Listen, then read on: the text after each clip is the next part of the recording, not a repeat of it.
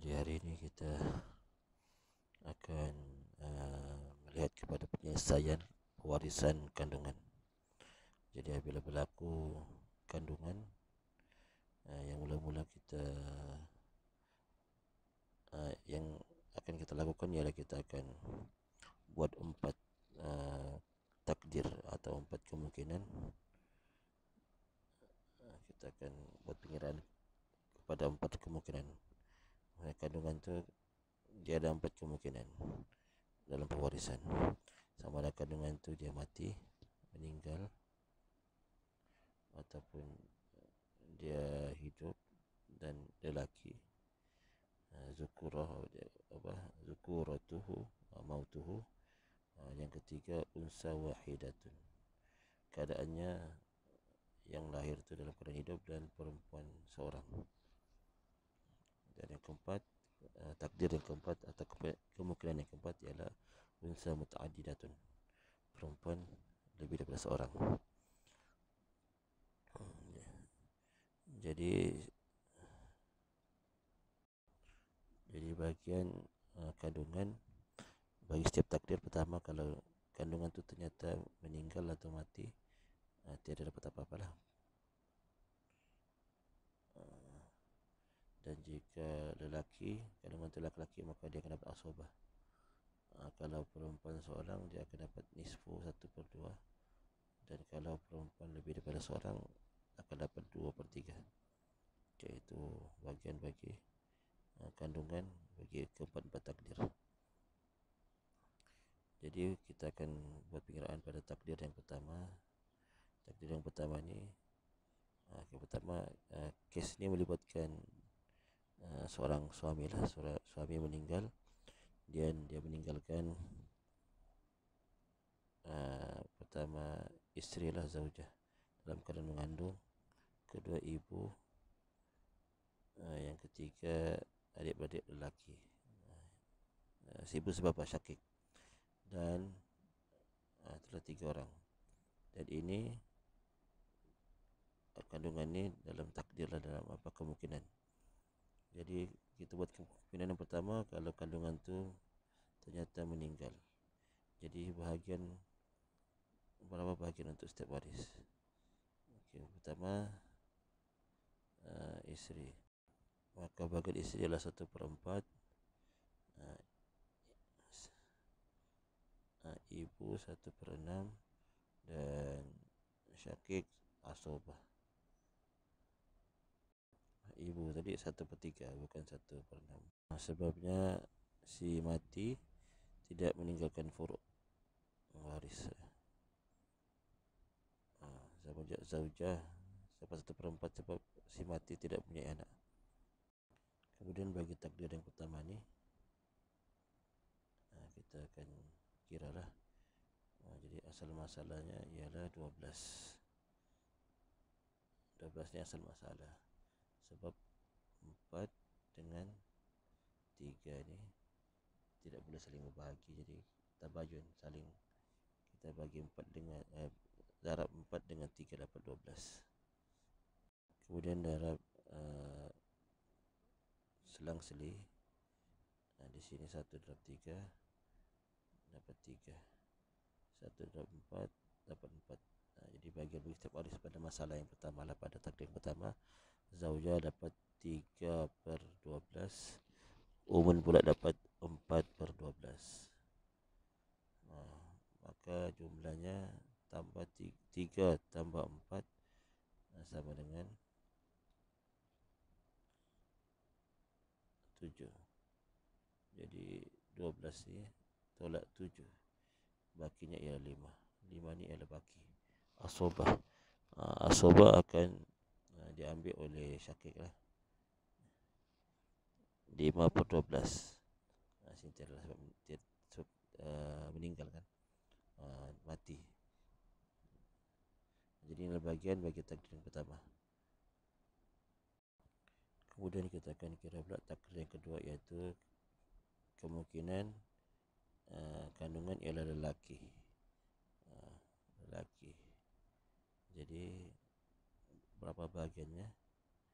Maka zaujah akan dapat 1/8, sebabkan si mati ada furuk waris. Begitu juga ibu akan dapat 1/6, daripada 1/3 dapat 1/6.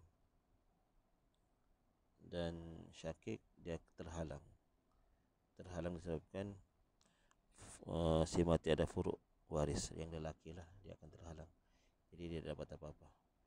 Dan anak lelaki, so lelaki si mati akan dapat asobah, baki daripada pusaka yang masih tinggal lagi lah. Jadi kita akan perhatikan nisbah antara 8 dengan 6 ni, sama ada tamasul, tadakhul, tawafuk ataupun tabayun. Jadi di sini kita berlaku tawafuk lah. Tawafuknya adalah 1/2,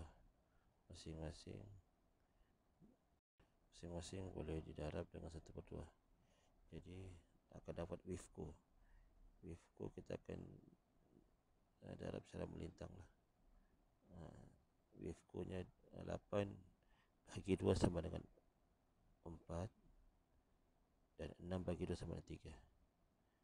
Jadi 8 kali 3 ataupun mana-mana satu 6 darab 4, 8 darab 3 ataupun 6 darab 4, maka akan dapat asal masalah, iaitu 24.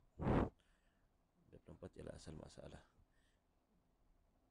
Bagi yang kedua, lepas tu kita akan darablah satu ni, satu di atasnya bahagiannya, untuk dapatkan saham. Setiap waris 1 kita darab dengan 4 dapat 1 terbalik 1 darab 3. 1 darab 3 dapat 3. Secara melintangkan 6 darab dengan 4 dapat 4. Zaujah dapat 3/24, dan umun akan dapat 4/24. Syakik terhalanglah, kosong, tak dapat apa-apa. Kemudian 3 tambah 4 sama dengan 7. Hasil ni 7. Lepas tu bakinya 24 tolak 7 sama dengan 17. Ini adalah bahagian bagi walad, anak lelaki. 17/24. Takdir atau kemudian yang ketiga, kandungan itu ialah perempuan seorang. Maka macam tadi juga, bahagian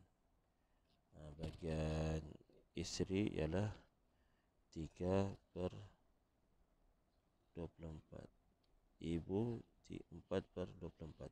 Kita ringkas saja. Dan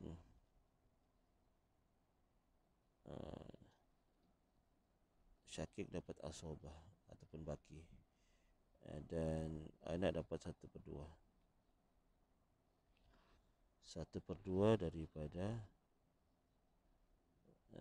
asobah atau apa asal masalah, iaitu 24 bahagi 2 dapatlah 12.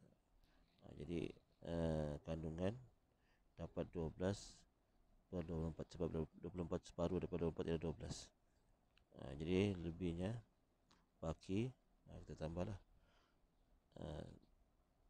3 tambah 4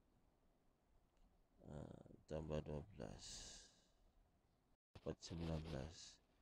24 tolak 19 dapat 5. Jadi 5 ialah bahagian syakik, lebihan daripada atau baki daripada jumlah baki daripada pusaka si mati selepas ahli fardu dapat bahagian. Takdir yang keempat, kandungan itu kembar. Kandungan kandungan ialah perempuan lebih daripada seorang, bermakna dia akan dapat 2/3. Jadi macam tadi juga, zaujah dapat 3/24, ibu umun dapat 4/24, asal masalah sama 24. Jadi kira-kira bagian kandungan atau walad 24 darab dengan 2/3.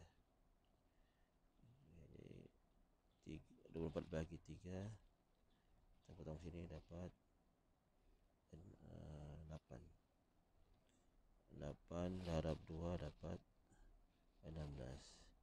Jadi 16 ialah bagian bagi anak. Dia akan bagilah dua orang tu. 16 ni bagi kepada 2 lah nanti. Jadi satu orang akan dapat 8. Lepas tu baki ataupun asobah, syakir akan dapat 1. Sebab lebih daripada 24 tolak 3 tolak 4 tolak 16, bakinya 1.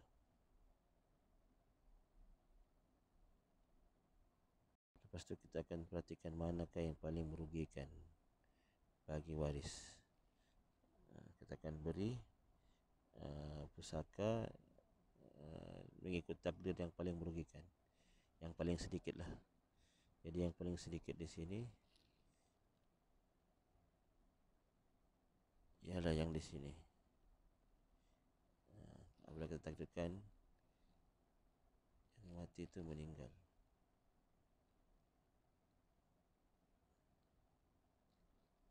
bukan, silap. Merugikan di sini, iaitu kalau kandungan itu ialah lelaki. Jadi di sinilah yang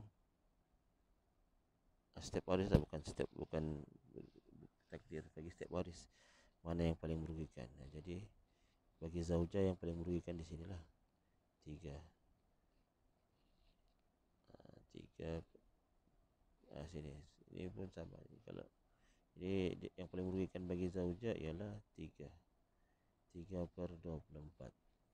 Umun pun 4/24. Ini yang paling merugikan daripada kepada takdir. Dan bagi syakik yang paling merugikan di sini, dia terhalang, dia tak dapat apa-apalah. Jadi baki ataupun mauquf ialah 17. 17 di sini lah.